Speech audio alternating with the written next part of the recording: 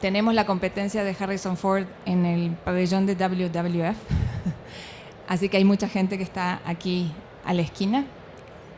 Pero vamos igual a mencionarles que este panel está siendo streamed en este momento en vivo y va a ser guardado, o sea que por más que nosotros acá veamos solamente las caras de ustedes, hay muchas otras personas que pueden que estén mirando este panel. Y este panel es sobre infraestructura sostenible, un tema que es relevante porque sabemos que para cumplir los objetivos de desarrollo sostenible es necesario la infraestructura, pero tendemos a pensar en infraestructura en grandes proyectos. Y parte del mensaje de este panel es que la infraestructura no solamente son los puentes, las carreteras, sino que también tiene que tener que ver con infraestructura que es para los ciudadanos. Entonces, infraestructura que tiene que ver con el transporte, infraestructura que tiene que ver con la vivienda y también tiene que ver con la infraestructura de áreas no conectadas a las redes eléctricas. Y entonces también vamos a estar hablando de modelos de negocio o de proyectos como el de Kingo, que es un proyecto de energía renovable distribuida, solar distribuida para zonas rurales. ¿Y por qué es importante? Bueno, porque sabemos que tenemos que cumplir, que hay un gap de financiamiento en temas de infraestructura de 90 trillones de dólares. Y muchas veces cuando decimos, y veníamos de otro panel con Gema, donde se hablaba que hay muchísimos recursos disponibles en los fondos de pensión, que hay trillones de dólares, pero no hay una conexión entre esos trillones de dólares disponibles y los proyectos donde podemos invertir.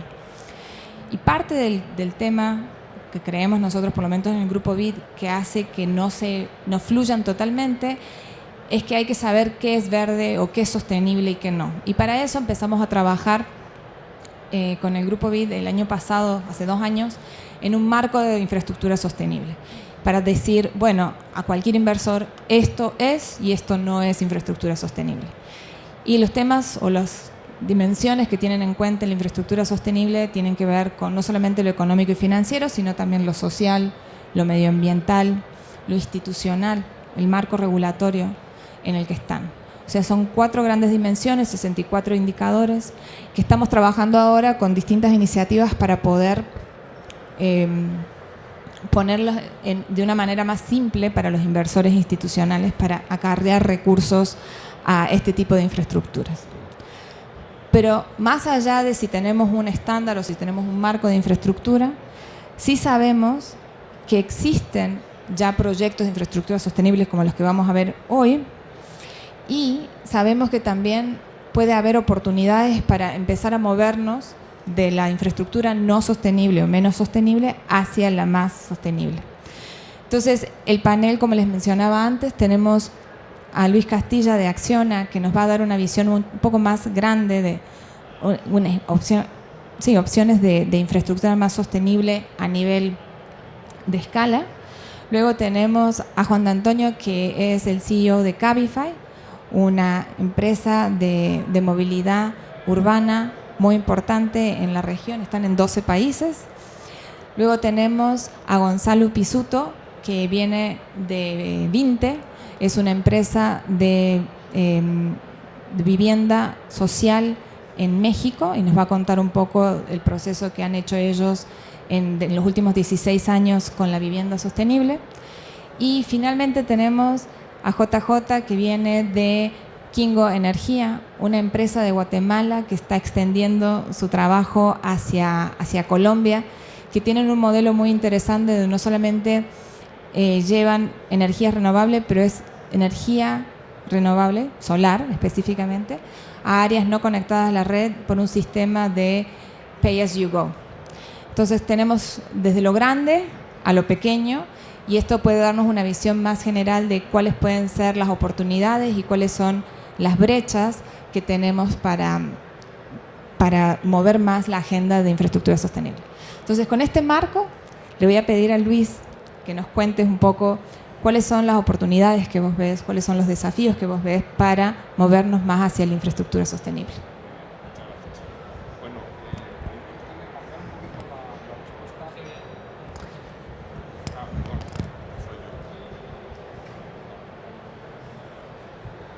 Sí, ahora sí. Me gustaría enmarcar un poquito la respuesta porque evidentemente la oportunidad es del cambio de las infraestructuras convencionales a las infraestructuras enfocadas de una forma más sostenible es enorme, pero no solamente para las empresas, es enorme en primer lugar para los gobiernos y para los actores públicos porque van a ir resolviendo los problemas físicos convencionales que tienen que resolver para la vida de sus ciudadanos y además van a ir cumpliendo con una serie de objetivos como los SDGs, que yo creo que es una iniciativa a nivel planeta que tiene pues la mejor cosa que ha hecho este planeta, esta civilización en muchísimos años, con lo cual el sector público se va a ver beneficiado. En segundo lugar, para los propios ciudadanos, que además de ver resueltos sus problemas diarios, además de tener resuelto el problema de agua, de transporte, de electricidad, saben que si se enfocan de una determinada manera las infraestructuras van a ir resolviendo problemas de mayor calado y con mayores apellidos. Y entrando ya en la pregunta concreta que me haces sobre las oportunidades que se nos genera a las empresas que nos dedicamos a esto, el enfoque hacia una visión más sostenible, yo te diría que es enorme, es una oportunidad y un deber enorme. Acciona ya se había caracterizado desde hacía muchísimos años, desde hace más de 25 o 30 años, por hacer un enfoque muy nítido hacia la sostenibilidad en general. Ahora, con iniciativas parecidas a las de la taxonomía que ha puesto en funcionamiento la Unión Europea, pues nos marcan un camino muchísimo más apetitoso, mucho más ilusionante y mucho más claro. Nosotros tenemos claro que hay, a mí me gusta llamarlo 5 grandes problemas a nivel mundial que resolver, sobre todo en las grandes ciudades y que tienen un impacto clarísimo en las infraestructuras, que son los problemas de las infraestructuras de movilidad, que son enormes especialmente en los países en vías de desarrollo. Harrison Ford, que ha debido pegar un latigazo con los problemas de agua, donde la movilidad que está básicamente dirigida por el incremento poblacional, que llegaremos a ser 9,5 millones de personas, de los cuales 80% vivirán en grandes ciudades dentro de 30 años aproximadamente. Problemas del agua, donde especialmente preocupante es la situación del tratamiento de aguas residuales, donde tenemos casi 3.000 millones de personas sin ningún tipo de tratamiento de agua residual en el planeta. Problemas energéticos, con casi 900 millones de personas sin electricidad. Los problemas de las basuras, que tanto impacto están, tanta visibilidad están teniendo, el problema de los plásticos recientemente, pero hay muchos más problemas de basuras, el reciclado de los productos que generamos en las ciudades, y la infraestructura social, donde podemos engarzar educación, sanidad y tecnología para los ciudadanos. Con esos 5 grandes problemas se resolverían muchísimos de los problemas diarios de las ciudades y de los países en nuestro planeta, y todos son, como veis, problemas que han de pasar por una definición de unas infraestructuras de una determinada manera. Las infraestructuras se han estado enfocando en los últimos 20 o 30 años de una forma muy técnica y muy económica. Prácticamente no había más que esos 2 factores a la hora de hacer el diseño y la planificación. Ahora tienen que entrar a jugar otros muchos factores, como el impacto social, el impacto local, el impacto a largo plazo, el impacto medioambiental, por supuesto, pero de forma muy nítida. Y eso, desgraciadamente, hoy está pasando en algunas partes del mundo, en algunos países, cuando las infraestructuras están financiadas por entidades con mentalidad y con visión de futuro, como es la vuestra, pero en general no está ocurriendo. Con lo cual, pues para las empresas que nos queremos dedicar al mundo de las infraestructuras de una determinada manera, hay un futuro infinito. Y te voy a hacer otra pregunta siguiendo este punto, pero dijiste las empresas que nos queremos dedicar a hacer infraestructura de una determinada manera. ¿Crees que esa forma de hacer infraestructura sostenible, está siendo, como decimos nosotros, mainstream, o todavía es un nicho de mercado? Bueno, yo creo que desde el punto de vista de marketing sí está siendo mainstream, pero es una forma, es marketing puro. Yo creo que en la realidad está siendo mucho menos de lo que el sector dice. Para de verdad dedicarse a hacer infraestructuras de una determinada manera, como como pensamos que no queda más remedio que hacerlo, hay que empezar a tomar decisiones sobre el tipo de producto que quieres hacer y el que no quieres hacer, decisiones duras, me dedico a esto y a esto no me dedico, esto es correcto y esto no es correcto, tienes que empezar a favorecer, y no es fácil, no es obvio muchas veces, una serie de corrientes internas dentro de la organización para dedicarte a hacer determinadas cosas de una determinada manera, y eso tampoco es obvio, porque lo fácil es no cambiar. Entonces se exigen muchísimos cambios internos y estratégicos en la forma de, hay que facilitar las prácticas de economía circular dentro de todas las pequeñas actividades del día a día de una compañía, y sobre todo tomar decisiones que muchas veces no son duras, porque seguramente muchas empresas tendremos que dejar de hacer unas determinadas cosas para enfocarnos en otras, y si hay tiempo podemos poner ejemplos posteriormente. Gracias, Luis. Y uno de los puntos que, Juan, que mencionó Luis fue justamente el tema de transporte. Tu empresa es relativamente nueva, entonces tal vez no tenés los desafíos de mover una empresa hacia la sostenibilidad y la podés crear desde el inicio, como es el caso de Cabify Sostenible. Pero contanos un poco esa experiencia de crear una empresa de una manera sostenible, donde tienen el tema de sostenibilidad muy presente. Pues mira, nosotros cuando durante 2018 decidimos adherirnos al Global Compact, y lamentablemente hoy somos la única empresa de nuestra industria que se ha adherido, pues buscamos de todo el abanico de ODS donde podíamos tener un mayor impacto, ¿no? Y nos centramos también en 4 áreas. En primer lugar, diversidad y gobernanza. En diversidad, pues hoy en día el 50% de nuestros empleados pues son mujeres, y estamos realizando un trabajo para lograr ese mismo impacto en la parte de los conductores o de las conductoras, y ahí estamos haciendo un trabajo con vosotros bueno, para lograr acercarnos a ese 50%, que estamos bien lejos. En gobernanza, pues somos una empresa liderada por el colectivo de empleados, ¿no? Entonces tenemos los mayores compromisos éticos para lograr las mejores prácticas en gobernanza. Hay una segunda área donde nos centramos, que es seguridad e innovación. Somos reconocidos como la marca de transporte o de movilidad dentro de las ciudades más segura en todos esos 12 países donde operamos, y es porque desarrollamos tecnología para lograr ese objetivo. Y eso al final lo que te permite es que vivas donde vivas en una ciudad, puedes moverte. Y como sabemos en Latinoamérica, pues eso es bastante relevante, ¿no? El tercer área donde nos enfocamos como parte del Global Compact es en facilitar el emprendimiento y la creación de valor, pues por parte de personas que antes no tenían acceso a esas oportunidades de creación de empresas. Pensemos en nuestros conductores y en cómo pueden crear, pues empezando con un coche, pues su propio negocio. Y ahí, también en colaboración con vosotros, con el BID, pues estamos desarrollando programas de ahorro, programas de seguros que les permitan bueno, pues continuar progresando. Y el último área, quizás el más interesante y del que nos sentimos más orgullosos, es protección medioambiental. Cuando creamos la empresa, ya yendo a tu pregunta, lo hicimos con 2 objetivos. 1, trabajar en algo que nos hiciera sentir orgullosos, tener un propósito. Y 2, hacerlo pues con un grupo de gente que compartiéramos ese propósito. Yo por aquel entonces, en 2011, estaba trabajando en vehículos eléctricos y era un reto conseguir convencer al consumidor de que pagara más por un vehículo con las mismas prestaciones. Y la realidad es que el sector del transporte es un gran contribuidor a los gases de efecto invernadero. El 29% de las emisiones provienen de este sector. Entonces, si conseguimos atacar este problema, estaremos teniendo un impacto enorme.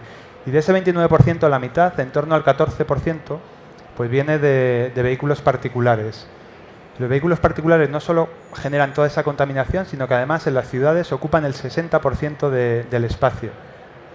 Esto nos da idea del gran impacto que podemos tener si conseguimos resolver esta situación, porque un vehículo particular solo se utiliza el 5% del tiempo. El resto del tiempo suele estar aparcado ocupando espacio. Es altamente ineficiente, mientras que un vehículo compartido pues se utiliza hasta el 70% del tiempo, ¿no?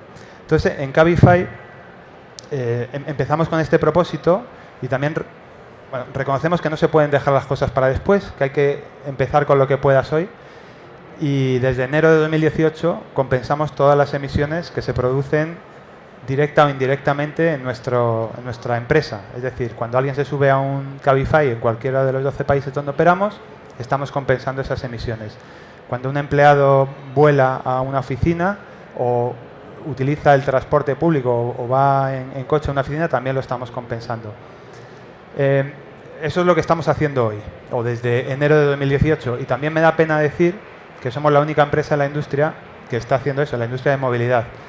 Creo que si bien es negativo que se utilice como herramienta de marketing esto de la sostenibilidad, oye, algo es algo. Ojalá consigamos arrastrar al resto de empresas y se vean obligadas a hacer las cosas de verdad, porque eso será un triunfo, porque igual no solo impactaremos nuestra cuota de mercado, sino toda la industria, ¿no? Entonces, ¿qué estamos haciendo para lograr eso? Pues en primer lugar medimos cuál es nuestra huella de carbono, trabajamos con un tercero que es First Climate y nos midió toda esa generación directa e indirecta de gases. En segundo lugar, buscamos cómo reducir y tenemos un plan para reducir anualmente un 15% año tras año las emisiones que se generan en nuestra red, con lo que eso significa de renovación de flota. Tenemos vehículos eléctricos, algunos como los que tiene Acciona, motos eléctricas con las que te pueden mover, con el compromiso de en 2025 pues, acercarnos lo más posible al a cero emisiones. Entonces, hoy en día ya compensamos todo, pero queremos reducir y mientras tanto, o sea, durante este camino, pues seguiremos compensando todo lo que estamos emitiendo, que intentamos que sea lo menos posible. Ahora mismo tenemos un proyecto en Madre de Dios, en la Amazonia peruana, donde estamos protegiendo una zona de altísimo valor ecológico con más de 5 millones de árboles y unas 2.000 hectáreas. Entonces, bueno, con esto yo creo que lo más importante, volviendo a ese punto, es arrastrar a la industria y que esto no sea una moda, sino que el consumidor lo demanda y darle lo que demanda, ¿no? Gonzalo, con ese punto de consumidor, muchas veces también cuando una persona compra su casa, se piensa también que la sostenibilidad o que una casa sostenible va a ser más cara. Y entonces, ¿por qué invertir en una casa? Sobre todo si la hipoteca va a ser incluso más cara o más larga. Entonces, ¿qué es lo que hizo Vinte o por qué hace 16 años pensó Vinte en buscar opciones tecnológicas para hacer vivienda sostenible? ¿Y cómo han visto ustedes el impacto en los consumidores, en el dueño de las casas? Bueno, Vinte, como introducción, es una desarrolladora de vivienda en México. Hacemos el trabajo de land developers y home builders. Compramos un terreno en Breña, le ponemos infraestructura de agua, calles, hemos construido 60 kilómetros en todos nuestros desarrollos, plantas de tratamiento de agua, pozos de absorción, en donde hemos construido en 16 años 40,000 viviendas. Entonces es muy importante la responsabilidad de los desarrolladores de vivienda, de la calidad de vida de las personas que van a tener no un año o 2 años después de que vendemos la vivienda, sino hasta 10 años y toda la vida de la vivienda. Entonces, mucho de lo que han visto nuestros inversionistas es ir a los desarrollos y presenciar cómo la diferencia del impacto al ver la calidad de nuestros desarrollos y en fin el costo de la tecnología que incluimos en las viviendas termina saliendo a través de la hipoteca. El hacer bien las cosas no incrementa los costos para que vuelva inviable el negocio. En mes de septiembre fuimos reconocidos por Fortune como una de las 52 empresas que están cambiando el mundo globalmente, la única mexicana en ser incluida en esta lista, y es al ver y entender el impacto social que tiene nuestro modelo de negocio, incluyendo la innovación, que desde inicio estuvimos innovando hace 16 años con la inclusión de una computadora en cada una de las viviendas, incluyendo con internet, en tiempos de dificultad de acceso a la tecnología por las personas de interés social y medio. Posteriormente hemos seguido innovando, como en la COP16 en Cancún presentamos la vivienda cero energía, y actualmente este año y los últimos 2 años con la vivienda adaptada para discapacidades de personas y la vivienda cero gas, que es una vivienda que utiliza cero gas, reemplazando esa energía por energía solar y calentadores eléctricos, que es algo una tecnología que aún no vemos en México en viviendas de interés social y medio, pero que vemos una gran oportunidad para lograr eficiencias. muchas de nuestras viviendas ya han sido certificadas EDGE, que es una certificación del IFC del Banco Mundial, y no hemos visto un costo incremental al incluir tecnología verde, que estas viviendas emiten aproximadamente 0.60 toneladas de CO2 al año, lo cual significa un ahorro de 1.3 toneladas. Y el impacto de hacer las cosas bien y hacerlas autosustentables, los desarrollos con infraestructura de agua que perdure en el tiempo, es lo que han visto nuestros inversionistas al ver los desarrollos, presenciarlos, y esto ha tenido también un impacto en la educación, por ejemplo. En nuestros desarrollos construimos escuelas y las donamos a los municipios se encargan de operarlas. Sin embargo, los niños que han atendido a estas escuelas en un estudio de PricewaterhouseCoopers, que son los niños que viven en nuestros desarrollos, han tenido mejores calificaciones que el resto de los municipios. Eso significa que han tenido una mejor calidad de vida y se debe a que sus comunidades no se han deteriorado. Es una responsabilidad muy grande de los desarrolladores y no conlleva una inversión que no reditúe. El negocio al final ha sido rentable, con ROEs de arriba del 20% en 16 años.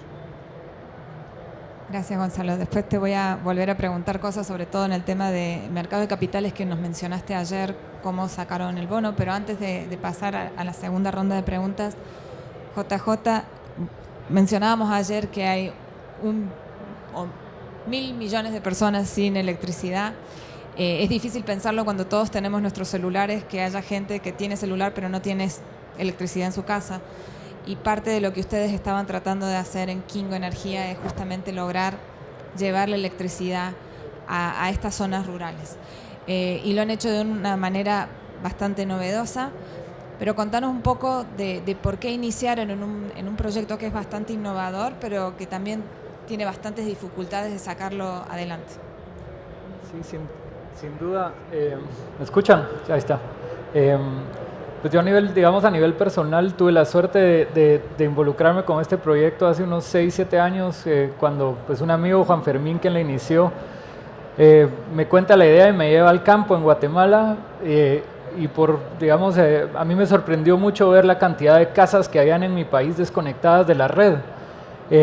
Y a mí no se me olvida la primera vez que salgo a campo y voy a las viviendas y regreso al hotel y enciendo la luz y digo, ¿cómo es posible que tomemos por sentado esto todo el tiempo? O sea, está todo el tiempo en abundancia y hay tantas personas que no la tienen. Y creo que fue una conversación de decir, bueno, ¿qué tomaría verdaderamente poder hacer un impacto significativo de este problema? Y dijimos, bueno, 1% del problema global, ¿cuánto tiempo nos tomaría? Digamos que esas fueron las primeras conversaciones que digamos fueron avanzando a que nos incursionáramos a esto.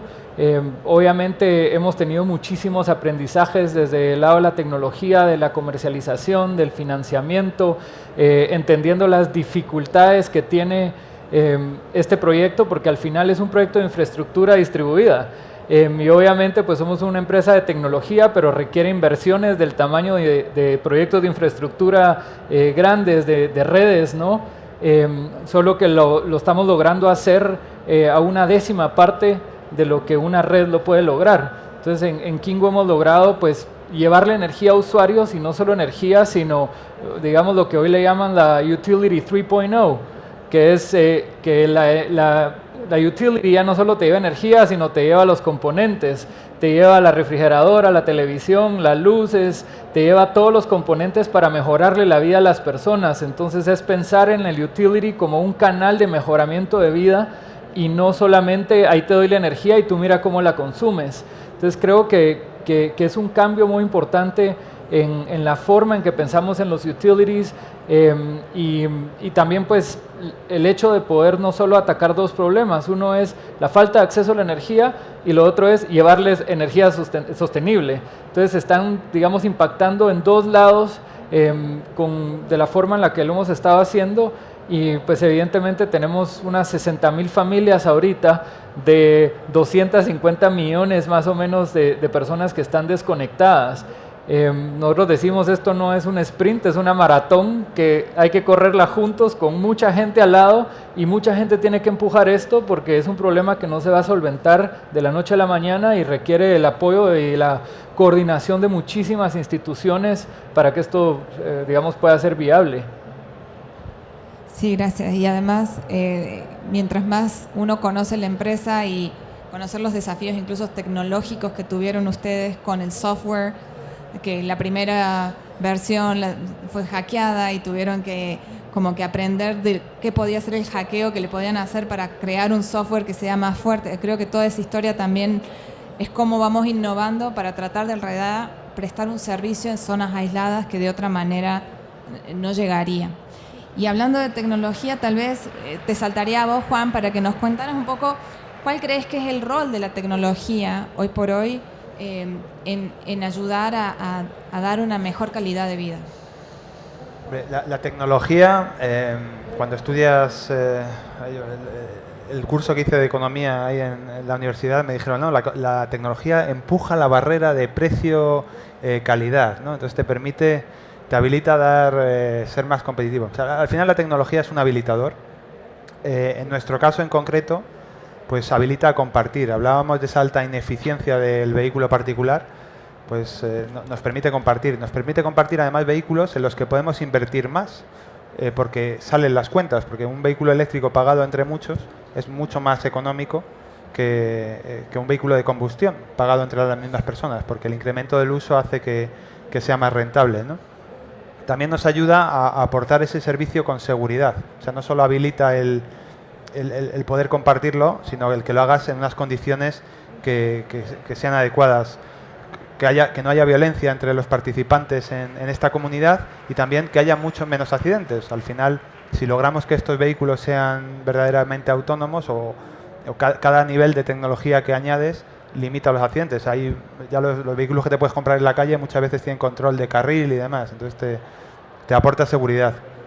Y por último, bueno, gracias a eso hablábamos del espacio que ocupan los coches en las ciudades. Pues, si sacas esos coches que están aparcados y liberas ese espacio, pues puedes tener, a mí me gustaría que hubiera más árboles o más carriles bicis, pero cada ciudad decidirá qué habrá en ese espacio, ¿no? Entonces al final lo que nos está permitiendo la tecnología es ofrecer a los ciudadanos alternativas que antes no existían, y hoy en día el ciudadano puede elegir si moverse con su vehículo particular o moverse con un vehículo compartido, y hacerlo en unas condiciones donde su impacto sea lo más reducido posible, o incluso cero. Entonces la tecnología es un habilitador y nos abre nuevos horizontes para atacar problemas que sin tecnología serían difíciles de resolver.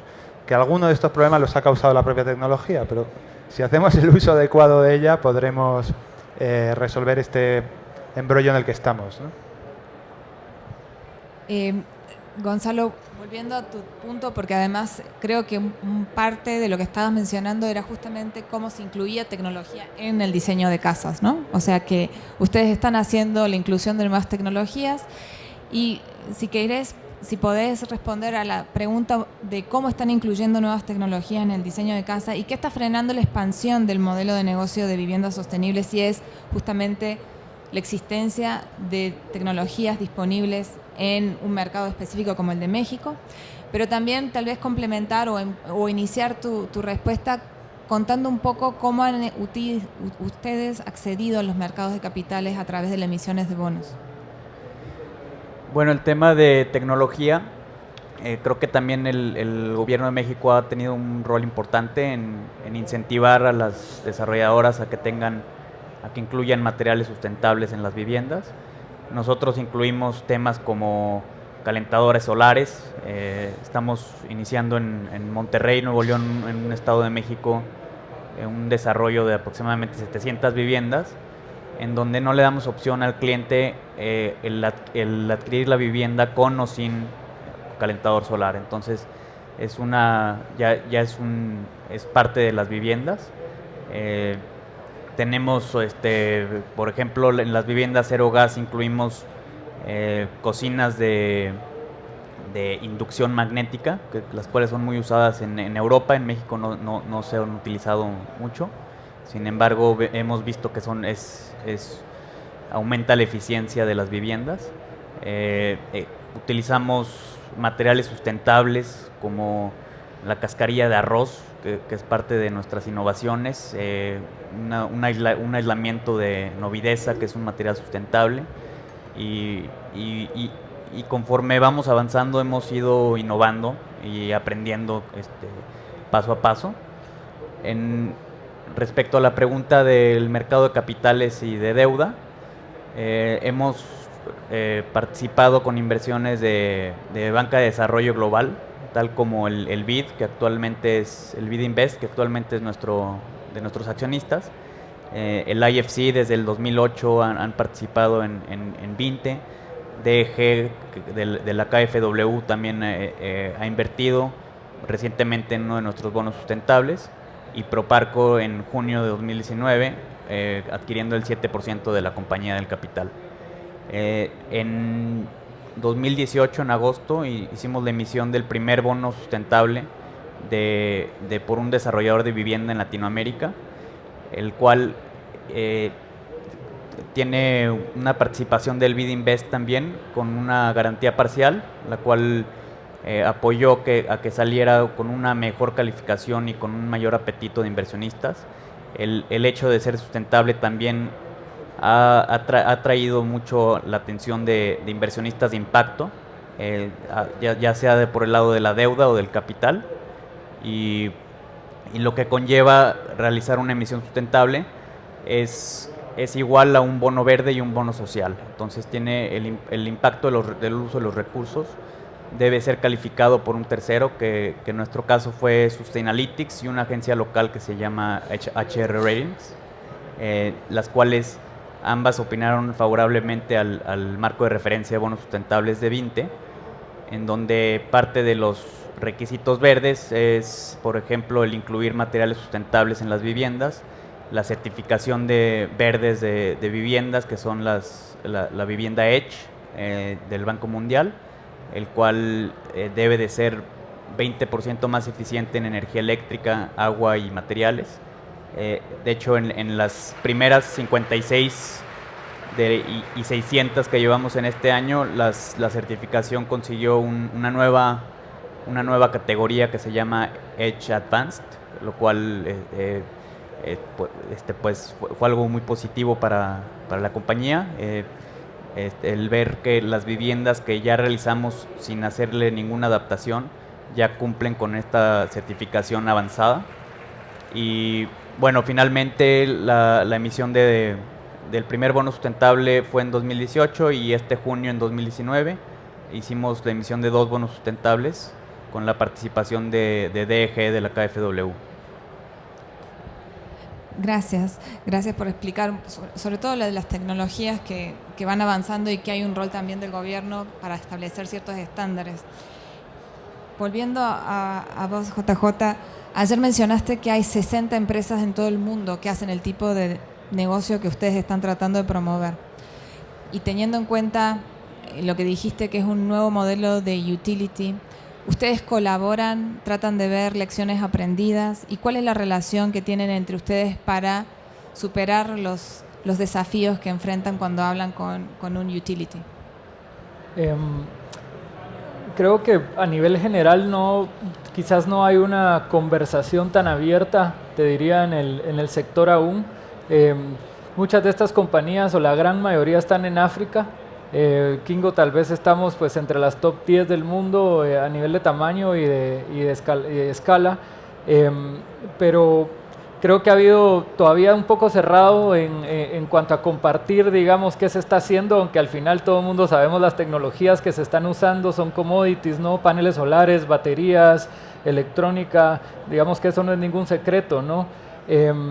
Pero recientemente sí tuve la oportunidad de sentarme con el CEO de una de las empresas más grandes que la acaba de comprar Engie, de Movisol, con los 2 founders, y digamos ellos pasaron por un proceso de bankruptcy y fue algo muy duro porque era de los más grandes en el sector. Entonces, pues sí tuve la oportunidad de sentarme 2-3 horas con ellos a compartir, digamos, todo lo que había pasado, el proceso, cómo, digamos, habían llegado ahí, qué había sucedido. Digamos, hay algunas instituciones como Gogla y algunas otras instituciones solares que sí están viendo cómo integrar el sector, cómo provocar, digamos, que se comparta, ¿verdad?, todas las innovaciones que se están haciendo adentro. Y quizás algo que sí se ha visto en los últimos 2-3 años es que al inicio todos hacían todo. No todos nos tiramos a desarrollar el hardware, a desarrollar el software, a hacer las estrategias comerciales, pero poco a poco se ha ido diversificando y especializando el sector. Y creo que eso ha abierto a que haya más colaboración, porque ahora hay un experto, digamos, solo en el software, alguien en el hardware. Sí vemos algunas que todavía, digamos, estamos integradas verticalmente haciendo, digamos, que todo, pero creo que es algo importante tu pregunta para la industria, que al final pueda compartirse, aunque es complejo, porque obviamente es una competencia, ¿no? Sí, además el punto que estaba hablando recién antes Juan, de que ustedes están trayendo de levantar la industria hacia sostenibilidad, por eso es que quería saber si ustedes estaban compartiendo lecciones. Luis, vuelvo a vos, porque viste 3 ejemplos: vivienda, transporte, energía. Mencionaste que ustedes tienen también un estudio sobre los SDGs, sobre el rol de la infraestructura. ¿Cuáles son las áreas que vos ves que están más rezagadas? ¿Y por qué? ¿Falta innovación? ¿Faltan modelos de negocios como estos? ¿Qué es lo que está faltando? Bueno, saber las áreas que están más desarraigadas es fácil, saber qué es lo que está pasando es muy difícil. Yo es una pregunta que me he hecho muchas veces y he discutido con mucha gente y todavía no he encontrado las razones por lo que nos pasa, lo que nos está pasando. Primero, es bueno saber enmarcar un poco el volumen del problema. A nivel global, a nivel mundial, hay una cantidad ingente de capital. Yo creo que hay una cantidad, sobre todo capital privado, que yo creo que muchas veces no saben exactamente dónde invertir y no se está yendo en general a las inversiones necesarias en los developing countries, en el mundo en vías de desarrollo, en alguna de las 5 gamas de las infraestructuras que comentaba antes, de los 5 grandes problemas del... ¿Por qué está pasando eso? Pues, bueno, primero, centrar un poco el problema. Si seguimos invirtiendo en el mundo en vías de desarrollo al nivel que lo estamos haciendo hasta ahora, nosotros hemos hecho investigaciones internas, evidentemente basadas en los datos públicos y disponibles que existen a nivel mundial, pero investigación interna bastante detallada, y si seguimos invirtiendo a nivel mundial, a nivel global, al nivel que estamos invirtiendo ahora, en 10 años el gap que vamos a tener de inversiones en esas 5 áreas, en movilidad, agua, energía, transporte, infraestructura social, va a ser aproximadamente del orden de unos 10 trillions de US dólares. Más, es muy fácil, 10 años, 10 trillion. 1 trillón por año de gap, de falta de inversión para cumplir solamente en los países en vías de desarrollo los objetivos, los ODS, lo cual es una cifra muy significativa. ¿Cómo es posible que eso esté pasando? Pues esos 10 trillions están repartidos básicamente 4 en energía, 4 en movilidad, 1 en agua y el otro entre waste y la parte social. ¿Por qué nos está pasando eso? Pues yo creo que es por 3 razones, en principio, porque el mundo desarrollado en general atrae capital de forma más fácil. Por 3 razones. Primero, porque una primera barrera es un inadecuado balance de riesgos entre el capital y lo que pretenden los países, que eso no siempre es fácil de cuajar. Pero hay veces que eso se consigue y hay veces que diferentes fondos de origen de capital está dispuesto a invertir en determinadas cosas en un país, en un determinado producto. Y ahí aparece un segundo problema, o 2 problemas. Uno de ellos es que una vez pasado digamos, la frontera del apetito de riesgo, está el que los proyectos en sí no se plasman en algo tangible. Y a mi entender, hay una falta de dinero dedicado a originación de proyectos. Yo sé que vuestro banco tiene dinero o quiere invertir o va a invertir dinero para originar proyectos, que a mí me parece una medida absolutamente imprescindible. Nosotros hemos pensado en dedicar un dinero, y de hecho de alguna forma lo dedicamos, aunque no está formalmente estructurado, a soportar para que se originen proyectos, para después que se los lleve quien se los lleve, pero que se origine la forma. Y el tercer problema, que está muy derivado de este segundo, es la, y no quiero que nadie me malinterprete porque las cosas en los países son como son, pero una falta de capacitación de las personas que tienen que estructurar esos proyectos. Muchas veces el apetito del capital existe, el país acepta las condiciones del capital, se ha identificado un determinado problema y luego tiene que haber una masa de estructura funcionarial en los países que forme y que eso lo haga, lo aterrice y lo ponga con los parámetros adecuados para que se financie. Y eso pues vuelve otra vez, está muy relacionada con lo anterior, pero vuelve a ser, en mi opinión, también una causa de muerte de los proyectos, lo cual es una pena porque hay mucho dinero, muchas necesidades y no acabamos de encontrar el link que nos facilite. Y una siguiente pregunta sería, que se escucha mucho, ¿no? Que todos estos diálogos siempre están diciendo que todo tiene que ser hecho por el sector privado. O sea, no todo, pero están terminando diciendo hay tanta necesidad que es el sector privado. Pero vos estabas mencionando mucho los gobiernos en tu respuesta. Hay una relación entre lo que tienen que hacer los gobiernos y lo que tiene que hacer el sector privado. Y además saber que el sector privado, como vemos, no es monolítico. O sea, no es un solo sector privado, sino que hay distintos tipos de sectores privados.